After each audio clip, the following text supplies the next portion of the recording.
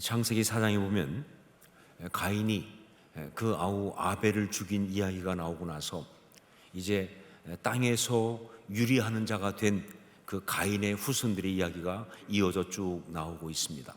자, 그런데 거기에 어떤 인물이 나오냐? 라멕이라고 하는 인물이 나옵니다. 그런데 그 성경은요, 그 라멕에 대해서는요 좀 특별하게 더 이야기를 하고 있어요. 어느 정도냐면 라멕이 부른 노래까지 소개하고 있으니까. 자, 그런데 여러분 아시지만 이 성경에 어떤 노래가 나온다라는 것은 굉장히 의미가 있다, 그런 뜻입니다. 그냥 시시한 거는 그런 노래는 싫지 않죠. 노래를 이야기한다, 굉장히 의미가 있다 하는 거예요. 자, 그런데 이 라멕의 노래를 보면요, 이게 좀 언뜻 이해하기가 좀 난해하다 하는 겁니다. 우리 얼마나 난해한지 한번 같이 보겠습니다. 창세기 4장 23절로 24절 같이 읽겠습니다. 라멕이 아내들에게 이르되 아다와 실라여 내 목소리를 들으라. 라멕의 아내들이여 내 말을 들으라. 나의 상처로 말미암아 내가 사람을 죽였고 나의 상함으로 말미암아 소년을 죽였도다. 가인을 위하여는 벌이 7배일진데 라멕을 위하여는 벌이 77배에 이르도다 하였더라. 이게 무슨 소리입니까? 여러분 읽어봤으니까 아실 거 아니에요. 이게 무슨 소리냐? 언뜻 볼 때는요, 꼭 요즘 유행가보다도 더 무슨 말인지 모르겠어요. 요즘 유행가도요, 암만 들어봐도 무슨 말인지 알 수가 없어요. 말은 되는데 왜 그런 말을 하고 있는지 그걸 모르겠더라. 근데 그거와 똑같이 정말 무슨 말인지 모를 것 같은 그런 이야기입니다. 자, 그런데 아니요, 사실은 이 라멕의 노래는요 굉장히 중요한 것을 이야기해 주고 있습니다. 그것이 뭐냐면 세상이 잔인한 복수와 폭력이 난무하는 그런 곳이 되었다라는 사실을 이야기해 주고 있습니다. 그 세상이 잔인한 복수와 폭력이 난무하는 그런 세상이 되었다라고 이야기를 해주고 있는 거예요. 그러면서 가인을 위하여는 벌이 7배일진데 라멕을 위하여는 벌이 77배 1이로다. 갈수록 그 죄가 더 커져가고 있다, 그 얘기입니다. 가인으로부터 시작된 그 죄의 이야기가 7배에서 77배까지, 즉 10배 이상 훨씬 더 심각하게 그렇게 심해지고 있다라는 이야기를 하고 있는 거예요. 이것이 바로 창세기 3장 아담과 하와의 타락 이후의 세상의 모습이에요. 자, 이렇게 죄가 점점 심해지는 가운데 이제 창세기 6장에 와서는요, 오늘 본문에 이르러서는요 더 이상 참아줄 수 없는 지경까지 이르게 됩니다. 그 죄악이 더 이상 참아줄 수 없는 그런 지경까지 이르게 되었다. 우리 5절 말씀을 함께 읽겠습니다. 5절 같이 읽습니다. 여호와께서 사람의 죄악이 세상에 가득함과 그의 마음으로 생각하는 모든 계획이 항상 악할 뿐임을 보시고. 여기 사람의 죄악이 세상에 가득함이란 말에서 여기 가득함이란 이 말은요 히브리어로 라브란 말입니다. 자, 그런데 그 의미가 많은, 큰 이런 뜻이에요. 그런데 거기에 어떤 뜻까지 있느냐? 충분한 이란 뜻도 있습니다. 그러니까 죄악이 세상에 충분할 만큼 많다, 그런 이야기예요. 무엇하기에 충분하냐? 심판하기에, 쓸어버리기에 충분하다, 그런 이야기죠. 자, 그리고 그 다음에 나오는 그의 마음으로 생각하는 모든 계획이 항상 악할 뿐임을 보시고 하는 이 말에서 이 계획이라는 말, 이것은 히브리어로 예체르란 말입니다.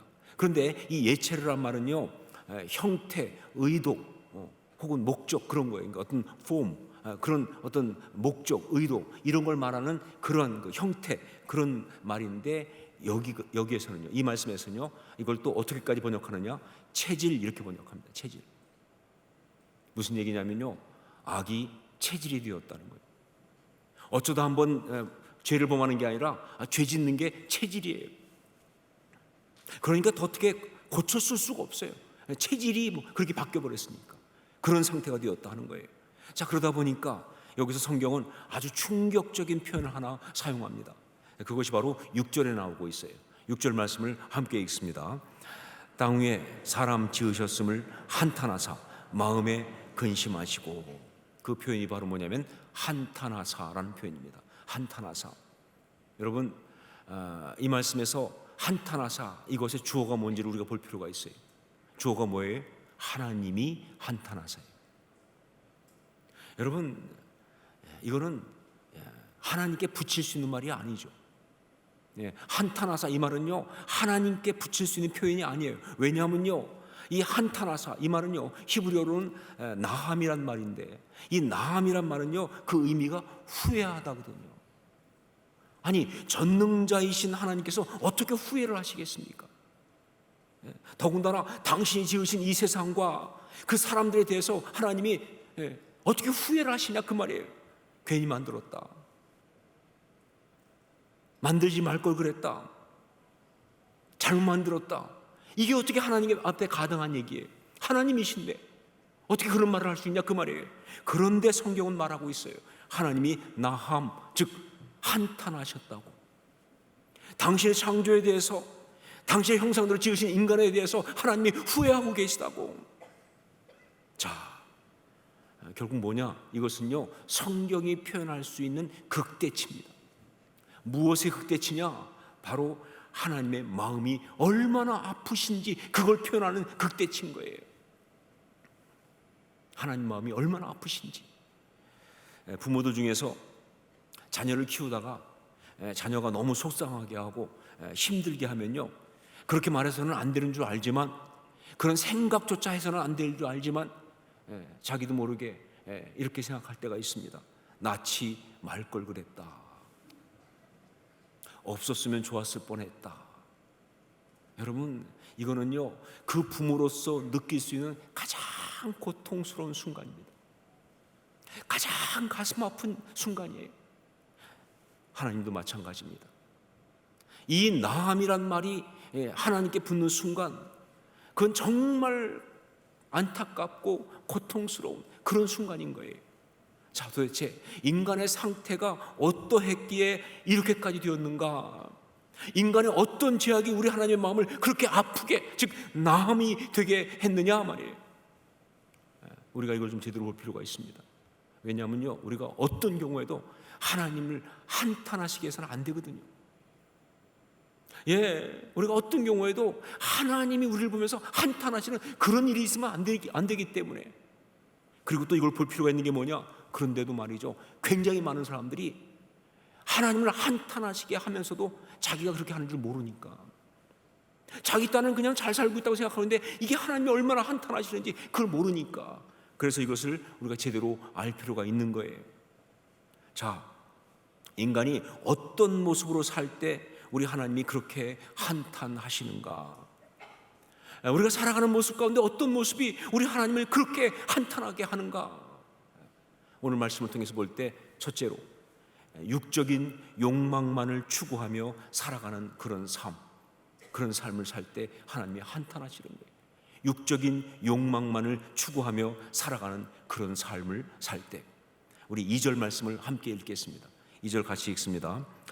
하나님의 아들들이 사람의 딸들의 아름다움을 보고 자기들이 좋아하는 모든 여자를 아내로 삼는지라. 이 말씀은요 굉장히 논란이 많은 소위 난해 구절입니다. 굉장히 아주 해석이 어려운 난해한 그런 말씀이에요. 우선 여기 나오는 하나님의 아들들, 이게 누구를 말하는 것인지, 그 다음에 사람의 딸들, 이건 또 누구를 말하는 것인지, 이게 굉장히 어려워요. 그러다 보니까 여러 가지 해석들이 있는데, 어떤 사람은 이렇게 해석합니다. 하나님의 아들들이란 말은 성경에서 보통 천사를 말합니다. 그러니까 이 천사라는 거예요. 그래서 하늘의 천사가 인간 여자의 아름다움을 보고 인간과 결혼한 그런 이야기를 지금 하고 있다 하는 거예요. 말이 안 되는 이야기죠, 말이. 그런데 혹시 그렇다 손치더라도, 그래서 그게 무슨 의미가 있습니까? 이게 성경에 나오는 무슨 의미가 있냐 그 말이에요. 그러니까 이건 제대로 된 해석이 아니죠. 어떤 사람은 이렇게 또 해석합니다. 그게 아니고 여기 하나님의 아들들은 바로 셋의 후손을 말한다. 아시죠? 아담과 하와가 가인과 아벨을 낳았는데, 가인이 아벨을 죽이고 난 다음에 또 그 다음에 셋이 나죠. 그 셋이라고 하는, 세 번째는 셋이 아니고 이름이 셋이에요. 셋으로부터 새로운 후손이 쭉 이어지는 게 성경에 나오니까, 그래서 하나님의 아들들은 그 셋이라고 하는 사람의 후손이고, 사람의 딸들은 누구냐? 바로 가인의 후손을 말하는 거다. 그러니까 셋의 후손인 남자들이 가인의 후손인 중에 여자들을 보고 결혼한 그런 이야기를 말하는 것이다 라고 해석을 합니다. 이거는요, 기독교에서 가장 많이 받아들여지는 그런 해석 중에 하나예요.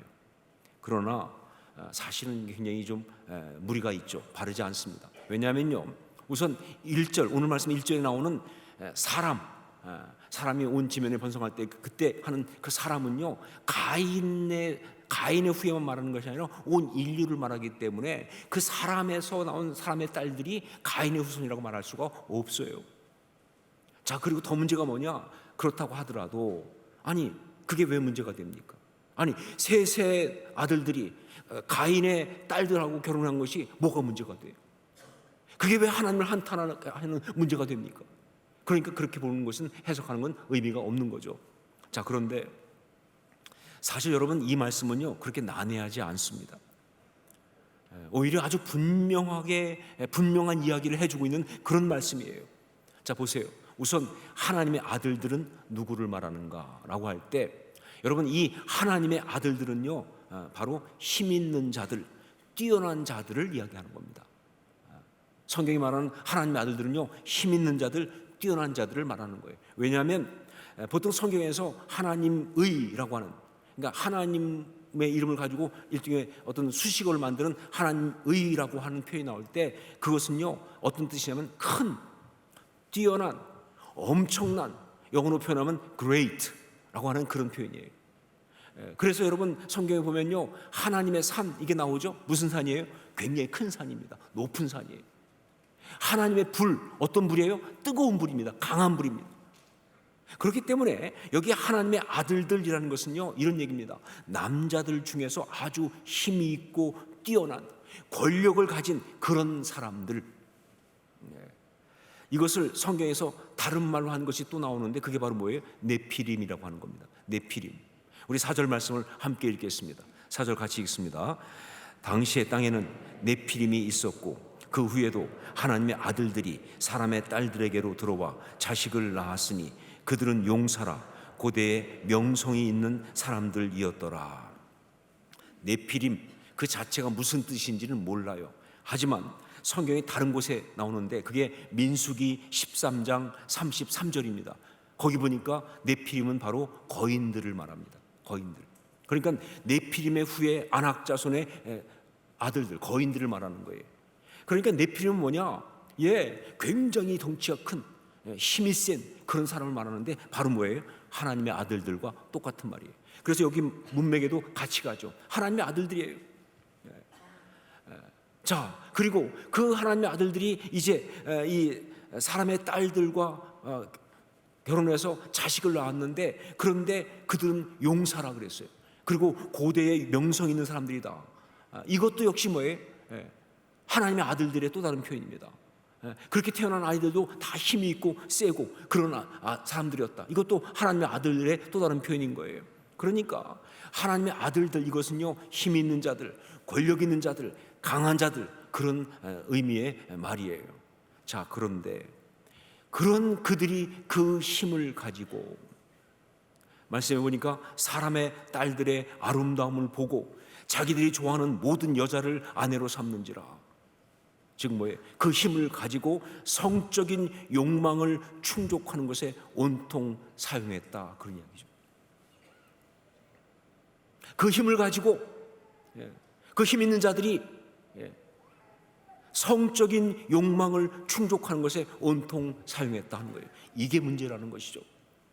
이것은 단지 그들이 강제로 그렇게 했다든가, 혹은 여러 여자를 막 그냥 마구잡이로 자기 부인을 삼았다든가 하는 그 문제 이전에, 힘 있는 자가 그 힘을 가지고 자기 성적인 욕망을 충족하는데, 그걸 그냥 거기다가만 사용하는 동물과 같은 그런 삶의 행태를 보인다는 것, 이게 진짜 문제죠. 여러분, 제가 말씀드렸지만 사람은 동물이 아닙니다. 사람은 동물과 똑같은 육체를 가지고 있어요. 우리 몸은 동물의 몸과 같은 어떤 그런 몸이에요. 하지만 사람은 그게 다가 아니죠. 그 육체에 하나님의 호흡이 들어가서 하나님의 형상대로 지음받은 자이기 때문에 사람은 절대적으로 동물과는 달라야 하는 거예요. 자, 그런데 창세기 6장 여기에 펼쳐지고 있는 이 세상은요, 말 그대로 뭐예요? 동물의 왕국이다 하는 거죠. 동물의 왕국이에요. 힘 있는 자들이, 권력 있는 자들이, 그 힘은 어떤 힘이냐? 그것은요, 하나님의 뜻을 이루고, 그리고 하나님의 아름다운 공동체를 세우고 지키라고 준 힘이에요. 아바도와 샤마르, 그 공동체를 세우고 지키라고 준 그런 힘인데, 그걸 가지고 그들은요, 자기 욕망만을 채우고 있다는 거예요. 자기 욕망을 채운 데만 사용하고 있다는 거예요. 이것이 바로 우리 하나님 마음을 그렇게 아프게 하는 거예요. 이것이 바로 우리 하나님을 한탄하게 하는 거예요. 왜냐하면 그건 동물이니까, 그 사람 아니니까. 여러분, 우리에게 욕망이 있는 건 잘못된 게 아니에요. 그 욕망을 충족하기 위해서 애쓰고 행동하는 건 그건 절대 잘못된 게 아닙니다. 그리고요, 솔직히 말하지만 때로 그 욕망이 충족되면서 우리는 행복해져요. 그렇기 때문에 욕망은요, 그런 면에서 본다면 축복이에요. 그런데 우리가 하나님의 형상대로 지음받은 사람들이라고 한다면, 말 그대로 하나님의 아들들이고 하나님의 딸들이라면 그 욕망은 반드시 절제가 되어야 합니다. 그 욕망은 통제가 되어야 합니다. 그리고 필요하면 하나님의 뜻을 위해서 그 욕망은 내려놓아져야 한다는 거예요. 이게 아름다운 사람이에요. 이게 진짜 하나님의 사람이에요. 아니, 이게 사람이에요. 이게 하나님이 지으신 사람의 모습이죠.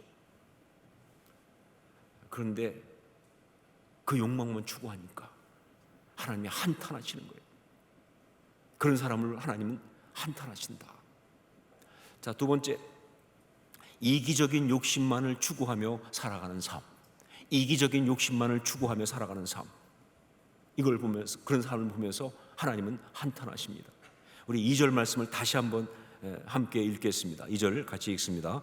하나님의 아들들이 사람의 딸들의 아름다움을 보고 자기들이 좋아하는 모든 여자를 아내로 삼는지라. 여기 이 말씀에는요, 육적인 욕망을 추구하는 그런 모습만 나오는 것이 아니라 자기들이 좋아하는 모든 여자를 아내로 삼는지라, 아주 이기적인 그런 모습이 또한 나오고 있습니다. 여기 말씀에는요, 아무리 봐도 돕는 배필이라든가 혹은 너는 내 뼈 중에 뼈요 내 살 중에 살이라든가 하는 그런 식의 고백은 없어요.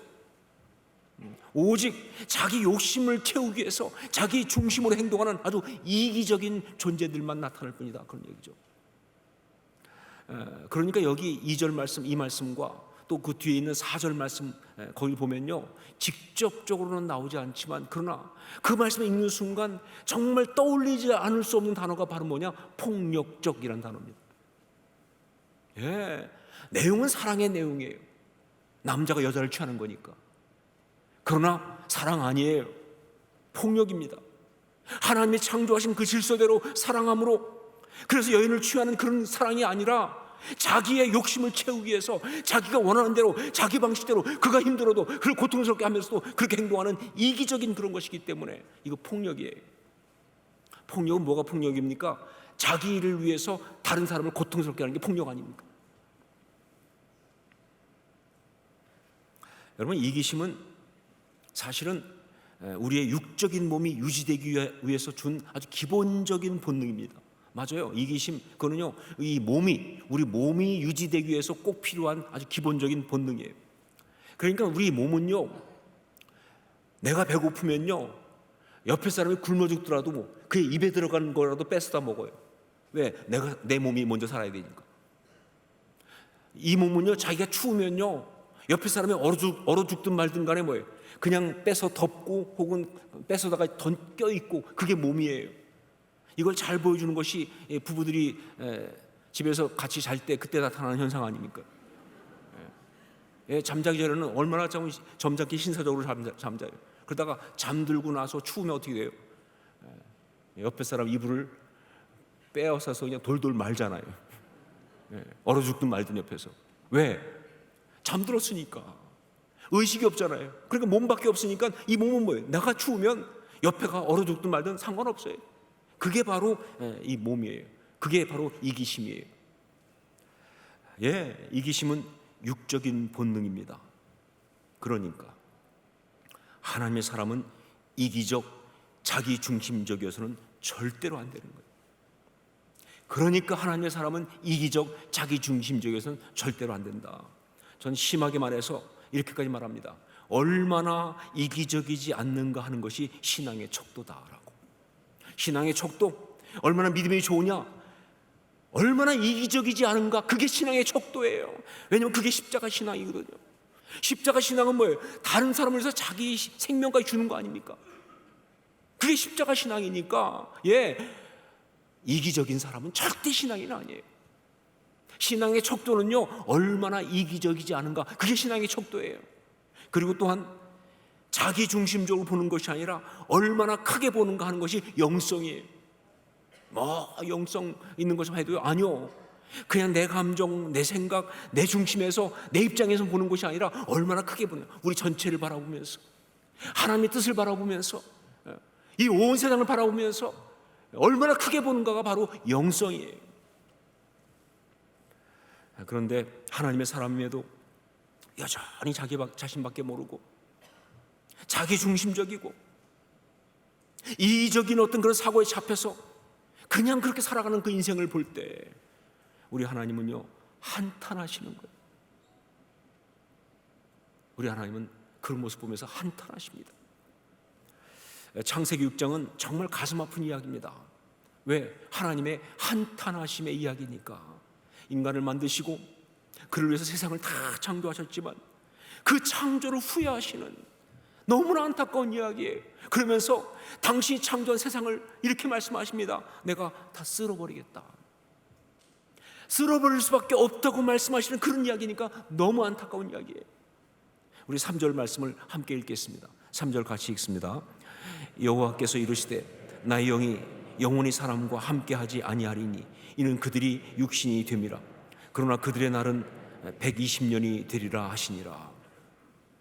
나의 영이 영원히 사람과 함께하지 아니하리니, 이걸 정확히 번역하면 이렇게 번역하는 겁니다. 하나님의 영이 더 이상 그들과 함께 하실 수 없다. 나의 영이 영원히 사람과 함께하지 아니하리니 하나님의 영이 더 이상 사람과 함께 하실 수 없다. 왜냐하면 그들이 육신이 되었기 때문에, 즉 그들이 동물이 되었으니까. 동물에게는 하나님의 영이 부어지지 않습니다. 그러니까 하나님의 영이 함께 할 수 없다는 거예요. 욕망만 추구하고 이기적이고 자기 중심적으로 살아가고 있기 때문에 하나님의 영이 그들과 함께 할 수가 없다. 예수님 표현대로 뭐예요? 노아 홍수가 있기 전에 어떻다고 말씀하셨냐면 사람들이 먹고 마시고 장가들고 시집가더니 온통 육적인 관심과 세상적인 관심과 자신의 어떤 삶에 대한 그런 어떤 관심, 거기 빠져가지고 살아가는 그 모습이니까. 그러므로 그들의 날은 120년이 되리라. 보통 사람들은 이걸 가지고 이때부터 사람의 수명이 120살까지가 되었다, 이렇게 주장을 합니다. 아니죠. 그 뜻 아닙니다. 그거 아니고요. 왜냐하면 그 뒤에 아브라함은 175살까지도 살고 다 살잖아요. 그것이 아니고 120년 후에 세상이 망한다, 그 뜻이에요. 홍수가 120년 뒤에 또 온다는 이야기를 하시는 거예요. 쓸어버리시겠다는 거죠. 더 그냥은 못 둔다, 쓸어버리시겠다. 바로 그 얘기 하시는 거예요. 하나님의 한탄입니다. 근데 여러분, 하나님의 한탄 그 시대에만 해당되는 것이냐? 아니죠. 저는 오히려 지금 시대를 보면서 하나님은 더 한탄하실 거라고 봐요. 지금 이 시대를 보면서. 자, 그런데 여기 이 하나님의 한탄, 여기에 쓴 이 나함이란 말, 이 말은요, 후회하다라고 하는 뜻이 있지만 또 하나, 그거 말고 어떻게 보면 정반대처럼 보일 수 있는 또 다른 뜻이 있는데, 그게 바로 뭐냐면 위로하다예요. 후회하다는 뜻도 있지만 또 다른 뜻이 위로하다가 있어요. 자, 그런데 성경에 보니까 기가 막힌 이야기가 하나 나옵니다. 하나님께서 이 세상의 죄악을 보면서 그렇게 한탄, 나함하셨으나, 그러나 그 가운데 한 사람을 보면서는 나함, 위로를 받으셨다는 거예요. 세상의 사람들을 보면서 하나님께서 나함 한탄하셨으나 그러나 그 중에 한 사람을 보고는 나함 위로를 받으셨다 하는 거예요.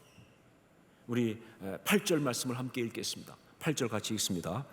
그러나 노아는 여호와께 은혜를 입었더라. 여러분, 이 노아라는 이름의 뜻 안식이라는 뜻입니다. 안식. 자, 그런데 그 안식이 어디서 오느냐? 바로 위로, 나함에서 온다고 성경이 말하고 있어요. 그게 바로 노아라는 이름을 지은 그 부모가 한 말입니다. 그게 창세기 5장 29절에 나오고 있어요. 나함, 위로하는 자라고 하기 때문에 그 이름이 노아인 거예요. 자, 그러니까 세상의 모든 사람을 보면서 한탄하시던 나함, 한탄하시던 하나님이, 그런데 그 가운데 노아를 보는 순간 거기서 위로를 받으시는 거예요. 나함, 위로를 받으시는 거예요. 이게 바로 창세기 6장 8절 말씀이에요. 여러분, 여기 창세기 6장 8절 말씀 같은 표현을 뭐라고 부르는 줄 아세요? 이걸 바로 회심의 카드라고 부르는 겁니다. 회심의 카드. 이건 성경이 준비한 회심의 카드예요. 하나님의 한탄이라는 가슴 아픈 이야기가 쫙 펼쳐지고 있는데, 여러분, 그것뿐이라면 그거 성경 아니죠. 그것뿐이라면 그거 말씀 아니죠. 그런데 성경은 그렇게 가슴 아픈 이야기를 펼치고 있으면서 회심의 카드를 준비했어요. 8절에. 그게 바로 노아 이야기예요. 하지만 그 가운데 정말 그를 바라보면서 하나님 위로를 받으시는 한 사람이 있더라. 노아는 여호와께 은혜를 입었더라. 전혀 다른 스토리죠. 그런 사람이 있더라. 그 노아를 때문에 하나님 위로를 받으시면서 그 노아를 통해서 구원의 역사를 펼치신 이야기가 이제 그 다음에 이어지는 거예요. 여러분, 정확히 말하지만 성경에 나오는 홍수 이야기는요, 홍수 이야기가 아니라 홍수 가운데 구원받는 노아의 이야기예요. 여러분, 하나님의 사랑의 이야기고요. 사실 그게 이제 이어서 쭉 펼쳐지는 거예요. 하나님의 은혜의 이야기입니다. 그 이야기를 다음 주에 계속 할 겁니다. 다음 주에.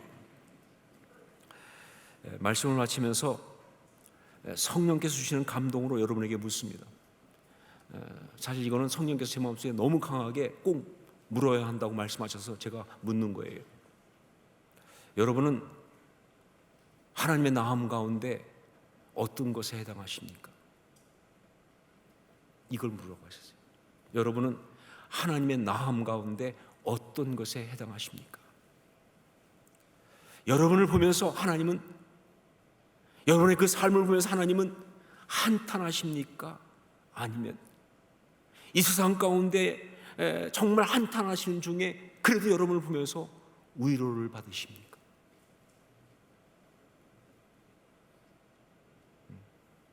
이걸 물으라고 하셨어요. 여러분을 보면서 하나님은 한탄하십니까? 아니면 위로를 받으십니까? 우리가 어떤 존재해야 할지는 다 알 줄로 믿습니다. 하나님이 위로를 받으시는 그러한 노아 같은 아름다운 사람들 다 될 수 있기를 주의 이름으로 축원합니다. 기도하겠습니다.